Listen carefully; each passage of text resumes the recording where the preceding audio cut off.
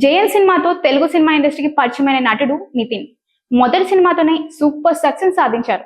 ఆ సినిమా ఇచ్చిన సక్సెస్ తో వరుస సినిమాలు చేసుకుంటూ ముందుకు దూసుకువెళ్తున్నారు. ఒక్కొక్క సందర్భంలో నితిన్ కి 13 ఫ్లాప్ సినిమాలు అయితే వచ్చాయి.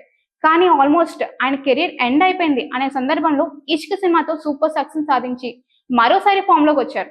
ఇక అప్పటి నుంచి ఇప్పటి వరకు మంచి సినిమాలు చేసుకుంటూ వస్తున్నప్పటికీ ఈ మధ్య కాలంలో వరుస ఫ్లాప్ సినిమాలు చేస్తూ వస్తున్నారు. దీని వల్ల ఆయన కోలుకోలేని పరిస్థితుల్లో అయితే ఉన్నట్లు తెలుస్తుంది. ఎందుకంటే ఆయన చేస్తున్న సినిమాలు అతనికి ఏ మాత్రం సక్సెస్ ఇవ్వడం లేదు. ఇక సక్సెస్ సాధిస్తే 4 ఫ్లాప్లు మూటగట్టుకుంటున్నారు.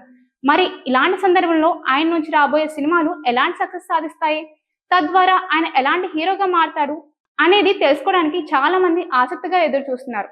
ఇక వెంకీ కుడుముల దర్శకత్వంలో రీసెంట్ గా రిలీజ్ అయిన రాబిన్ హుడ్ సినిమా సైతం పెద్ద డిజాస్టర్ అయితే మూటగట్టుకుంది. అది అతనికి భారీ మైనస్ గా అయితే మారింది. మరి ఇప్పుడు వేణు ఎల్దండి దర్శకత్వంలో ఎల్లమ్మ అనే సినిమా చేస్తున్నారు. ఇక ఈ సినిమా కనుక తేడా కొడితే మాత్రం నితిన్ కెరియర్ మొత్తం పూర్తిగా డౌన్ ఫాల్ అయిపోతుంది. కాబట్టి ఇక మీదట ఆయన చేయబోయే స్క్రిప్ట్ విషయంలో చాలా జాగ్రత్తలు తీసుకోవాలని ఆచితూచి మరి సినిమాలు సెలెక్ట్ చేసుకుంటే మంచిదని కొంతమంది సినిమా మేధావులు సైతం నితిన్ కి సలహా ఇస్తున్నారు.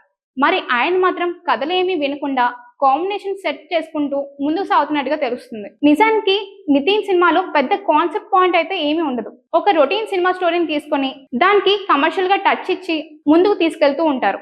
ఇంతకు ముందు భీష్మ లాంటి సినిమాలు కూడా కమర్షియల్ గా మంచి సక్సెస్ సాధించినప్పటికీ ఆ రేంజ్ సక్సెస్ ను మాత్రం మరోసారి అందుకోలేకపోతున్నారు. ఇటువంటి మరెన్నో అప్డేట్స్ కోసం మా ఛానల్ సబ్స్క్రైబ్ చేసుకోండి.